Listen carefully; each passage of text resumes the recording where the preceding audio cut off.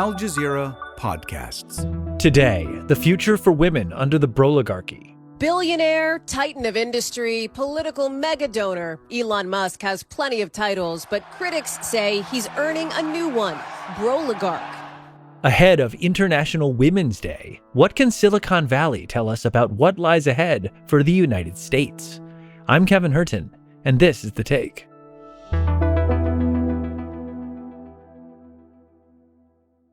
If there's anything good that's coming from this current moment, it's that we're in a much more honest moment about what these companies are doing, what their goals are. And it's certainly not to have a positive impact on liberal ideals around the world as much as it is to make money and kind of further the America First agenda. When you search the internet for Zoe Schiffer, you won't find her on X, Elon Musk's app formerly known as Twitter, very often, though she literally wrote the book on it. Along with her book cover, you will see images of her with her baby on her shoulders and his fingers dangerously close to her eye. My name is Zoe Schiffer. I'm the Director of Business and Industry at Wired Magazine and the author of Extremely Hardcore inside Elon Musk's Twitter. And I'm calling you from Santa Barbara, California. And you just had a baby. Yeah, I had a baby 6 months ago. So I have a 6-month-old and a 3-year-old. It's peak craziness in my house right now. How has that changed your perspective on the work that you do? Oh my gosh. Big question. It kind of forces you to be optimistic about the future. And so I do feel that even in moments where what's going on currently can be intimidating and scary and seem kind of dire, it kind of forces me to take the long view on what's happening and trust that the pendulum will swing from one end to the other. Maybe we can just define some terms here. What does the term broligarchy mean to you? Yeah, I really think of this term as one that applies to Elon Musk and kind of the extended Elon Musk universe. So the venture capitalists, the business leaders who not only have a big influence on the economics of the tech industry and the world at large, but also, and I would say even more so, have an enormous cultural influence on those markets.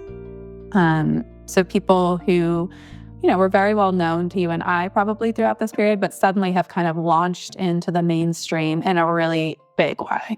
Yeah. And I think also it's important to say that obviously this is not how these men conceptualize themselves. Yes. They very much, if you listen to them, see themselves as the good guy. They see themselves as fighting for the everyday American and actually grabbing back power from a liberal elite that had really overreached on what it was supposed to do when it was in power. So Saturday, March 8th is International Women's Day. And this year it comes as some of the richest and most powerful men in Silicon Valley cozy up to and even serve in the Trump administration. Does not match the will of people. Of course, the richest and most prominent being Elon Musk. Your book, Extremely Hardcore, dissects, challenges, and confronts Elon Musk's Twitter takeover. It looks like Elon Musk is now doing to the U.S. government what he did to Twitter. And as someone who saw that close up, just how worried should Americans be? I think it really depends on your perspective. I think there's cause for concern if you had faith in the institutions and the way that government functioned. When we look at how the Twitter takeover happened, a lot broke along the way. And it wasn't dire because Twitter is Twitter. It's a social media platform. I think we're in a moment now where a lot could break and the consequences could be a lot more dire. They're implementing some of the very same strategies, things like zero-based budgeting, where you come in, you take a budget, you slash it down to zero, and then you force the people under you to justify every single expense. What this looked like during the Twitter takeover was that employees were kind of locked in conference rooms over the weekend for 8 to 10 hours at a time, arguing in front of Elon Musk why a critical piece of security software should continue to be funded. And if he disagreed with them, he would fire them on the spot. And what it looks like now is that they're taking the federal budget, even if some of the programs, get funded down the road again, or the budget is reinstated in certain areas, stuff will break along the way programs that, have critical life-saving missions for people in the United States, but also around the world, like, won't be able to do their work. And we're talking to people on the ground who are saying this is a matter of life and death in some cases. Right. One is a private company that's supposed to make a profit. The other is a government supposed to provide services for people. They're just so different. They're different. Yeah, I think that the value proposition that Elon Musk and his crew are taking here is that, like, well, the government should function more like a startup. Their thesis is kind of like, if we root out the fraud and waste, we can kind of put America on a better track. I mean, one of the galvanizing issues for a lot of these people was the kind of looming debt crisis and the idea that the people who were running government were like going to bankrupt America, and that if you had business leaders who really understood economics, they could come in and kind of right the ship. Now, I think that some of the things that they have talked about doing to right the ship, like cutting $2 trillion from the budget, could actually put America in a pretty dire position, according to economists that we have talked to at Wired. But that is kind of the thesis or the idea. Yeah. Austerity, but also a $4.5 trillion tax cut for the richest Americans. That's, of course, not going to hurt the... Anyway, it's a we don't want to... and situation. Yeah, yes, and. I love it. Okay, so are there any examples of women's experience in particular during that period of Twitter that you think are worth highlighting?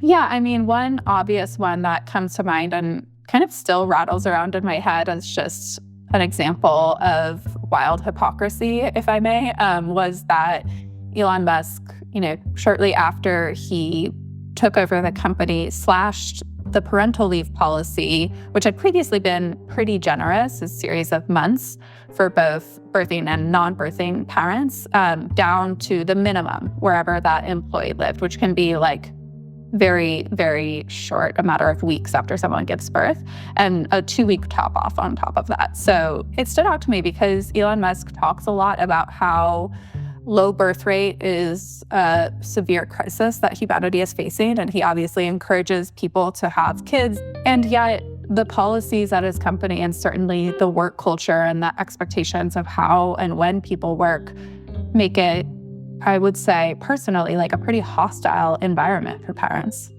And oh, by the way, the person who owns that company is making boob jokes on Twitter. Like, that's a tough environment. And I think that there are a lot of people who I've talked to, men and women, who feel really disgusted with the status quo right now. Yeah, well, tough environment is certainly the way to put it. It's all over the country. In many states, abortion is now very difficult to get and has been for a while. Women who advocate for women are struggling to get federal money because of Elon Musk's Doge initiatives. We've heard from a few women's organizations. Sahar Pizada, who works for Heart Women and Girls, which is a Muslim women's organization working in health, education, and advocacy. The week that the executive order had come around with regards to freezing federal funding for various agencies, the Office on Violence Against Women, which is located in the Department of Justice, was one of the federal agencies that was requiring a funding freeze. And our executive director was in community with other EDs within the gender-based violence field, and they were rightfully so completely panicked. That, along with what you're describing about the Twitter takeover, it sounds like real hostility to, or at least indifference to women, which is doubly concerning now that Elon Musk has his hands on the levers of government, right? So you've been watching this closely. What concerns you as you reflect on these first few weeks of the Trump administration? Well, where to begin?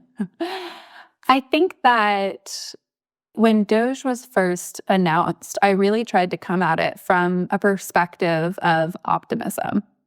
The things that they were talking about doing were like eliminating fraud and waste, getting rid of some unnecessary bureaucracy. Like, those seem like things that very few people could disagree with. But Sure. This kind of theme that I saw really clearly at Twitter continues to stand out to me, and it's this. When Elon Musk bought that company, he talked a lot about eliminating bots and spam and ridding the platform of child sexual abuse material. Again, things that everyone would agree absolutely need to happen. Who could argue with that? But we're 2 years out from that acquisition. And when we look at the platform now, I think a lot of people would say the platform is not succeeded on those fronts. In fact, the point that it has succeeded on was one that Elon Musk didn't state very clearly at all. And it's turning Twitter from kind of a general social media platform, a quote unquote town square, into a political operation that's goal is to elevate Elon Musk's ideology in the United States and around the world. Yeah. Similarly, of course, yes, Doge should root out fraud and waste. I think everyone wants that. But I think 2 years from now, there's a possibility that we will look back and think, wow, maybe that wasn't the whole goal here. Maybe there was something much bigger going on. And that thing might not be one that serves everyday Americans. In fact, maybe it will serve people like Elon Musk and Donald Trump at the expense of everyday Americans.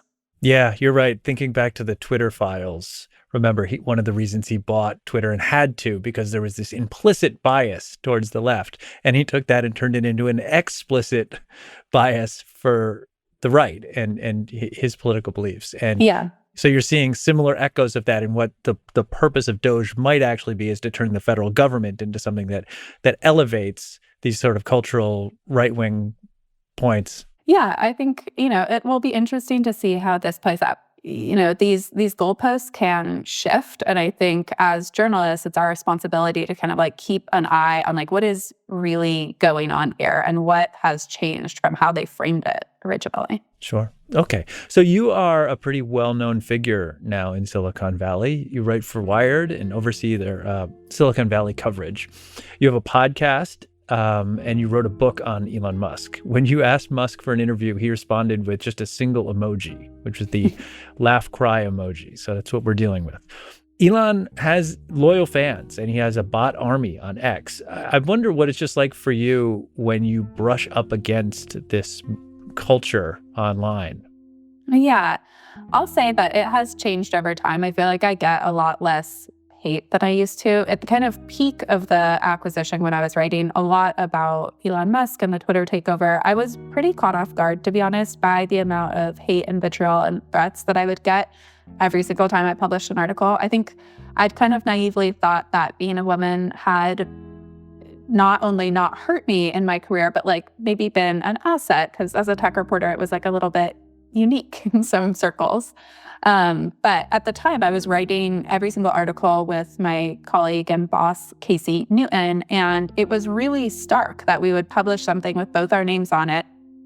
Again, a business story, not even something that I thought would be particularly controversial. And I would get kind of inundated with hate, and Casey wouldn't.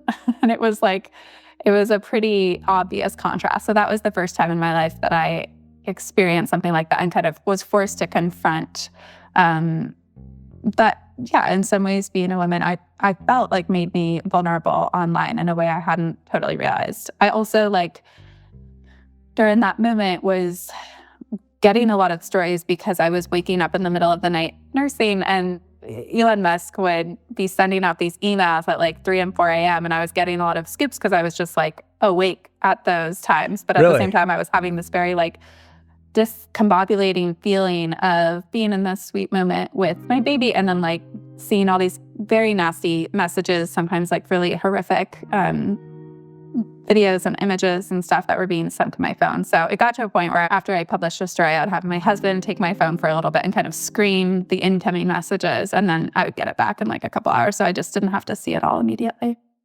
More with Zoe Schiffer after the break. So Zoe, we've been talking about Elon Musk and Donald Trump, but there are many more players in this broligarchy that we're trying to talk about. A lot of these tech billionaires seem to be falling right in line behind Trump and Musk. And you've had kind of a front row seat watching these men, many of whom started their companies in their 20s, evolve from Obama-era liberals into middle-aged men, some of whom are sort of infatuated with Trump. What happened? How did we get here? Yeah, I think it's such an interesting phenomenon. Like the flavor of masculinity that we're seeing at the top echelons of Silicon Valley is, it seems like a lot more, I guess, like old school masculinity than what we were used to. It's different, and people are really embracing it. Mark Zuckerberg is a pretty like fascinating example here, because one thing that a lot of these men talk about as like a turning point for them is that they talk about cancel culture. The idea that in 2017, 2018, 2019, no matter how much good you supposedly had done for society, if someone dug up your old nasty tweets, you could be canceled and kind of cast out. And I actually do think that this is an area where the left erred. I think when you don't give people a path to redemption and you make them feel shamed, that it's very radicalizing for them, and they will go to a community that they feel accepted in. And so Mark Zuckerberg, had done a lot to apologize for Meta's missteps and mistakes. I think there's a lot of people who would say he hadn't done enough, but like he'd certainly tried to take ownership. And beyond that, he had also invested heavily in kind of like what he saw as politically neutral issues, like paying for voting infrastructure and machines in different states and whatnot, and really investing in like a COVID response and vaccines. And what did he get from that from the left? Well, Biden, came out shortly after he'd made this big voting infrastructure investment and essentially said that Mark Zuckerberg had blood on his hands and like insinuated that he was killing people because Meta was augmenting disinformation and misinformation about the pandemic around the country. And so I think that Mark Zuckerberg looked at that and said, like, well, I have one side that will basically not be pleased no matter what I do, seemingly. And I have another, the right, that is very transactional. If I leave you alone, you'll leave me alone. If I give you what you want, you might give me what I want. And so he's gone much more in that direction. And I think it could benefit Meta. It could behoove him to do that in certain ways, at least from a pure business perspective. Yeah, no, it's interesting. I mean, we're talking about a backlash to this Me Too era, right? Where it was DEI, the woke mind virus. These guys are still like traumatized from that, it sounds like. But it was only 5 years ago, right?